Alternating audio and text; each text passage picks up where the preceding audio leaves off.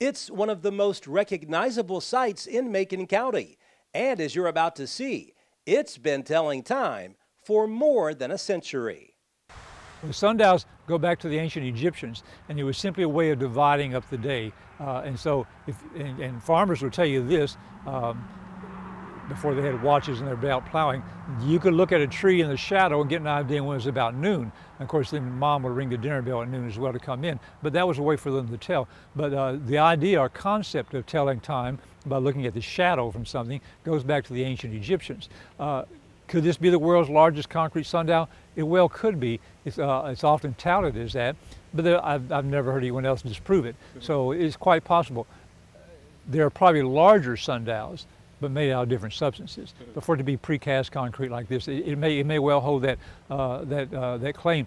Various articles I've read have challenged the readers to find one that's larger, and no one's ever come forward. So it could quite well be.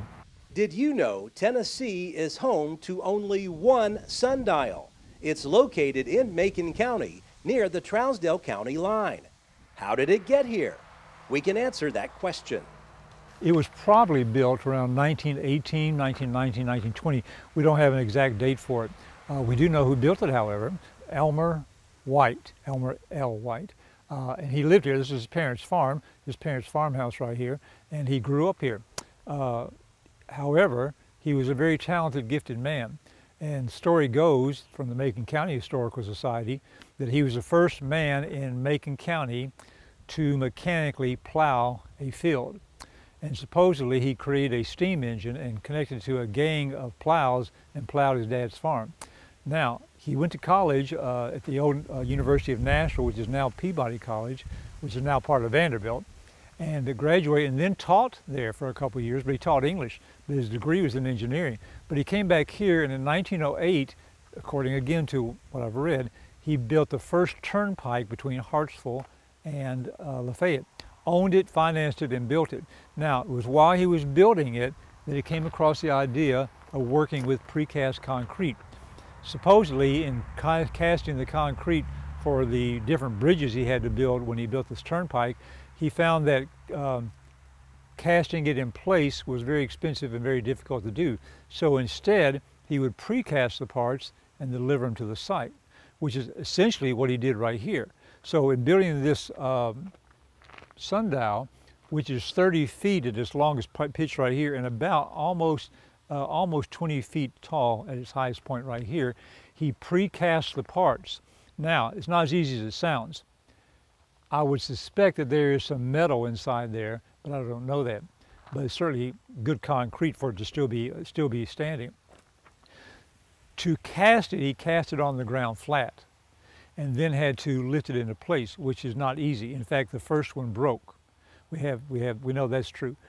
Why it broke, various different reasons why it may have broken. So he cast it a second time. But to lift it in place, he had to counterbalance it. He actually put it on a platform, counterbalanced it, and then pivoted it into place. He couldn't just have some men pick it up and do that, which you think would be the right way to do it. So anyway, so there it is.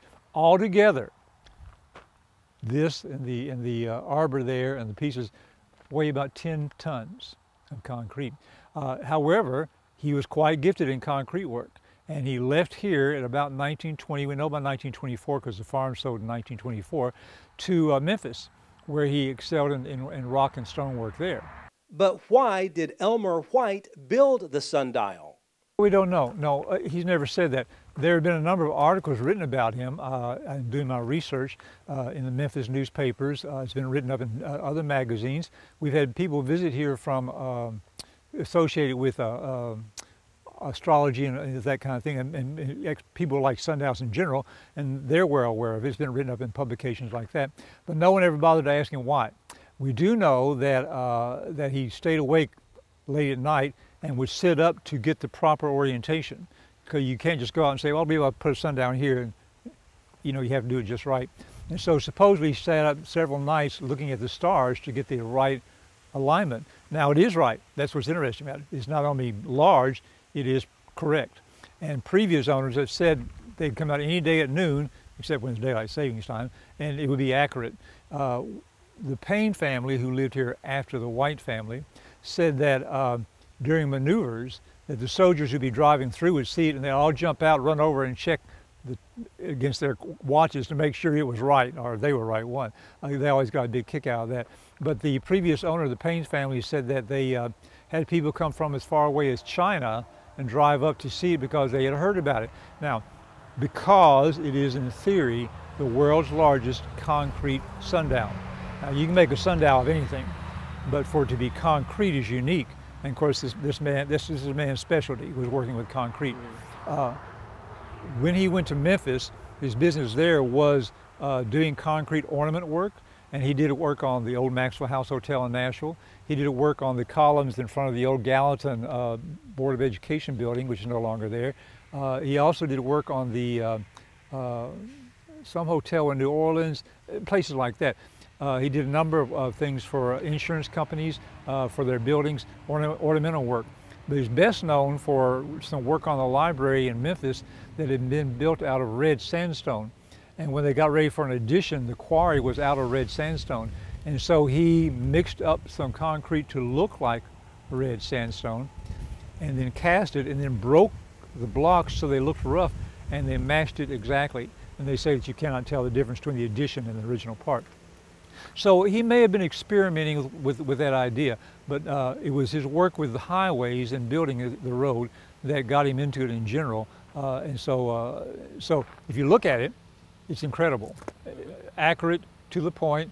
And on the bottom here, you see this bottom part. There are Roman numerals for matching up the time. And unfortunately, the sun's not shining for us right now, but it does work. And of course, he has this little arbor here as well, an arch over there, and so on. So he was quite gifted with working with concrete. After standing here in the same location for more than 100 years, the old sundial still looks great. The odd thing about concrete is the longer it sits there, the stronger it gets. And so a concrete dam, when it's cast, is actually stronger today than it was when it was first built. It has something to do with the alignment of the stars. I don't know. There's a physics reason for it. Now, what makes this unusual is you see how smooth the edges are.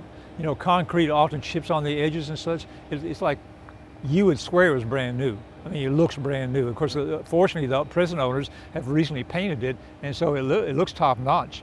It looks great.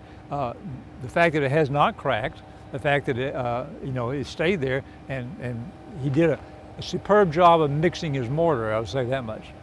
The sundial is located on private property. You would need to get permission first before seeing it up close.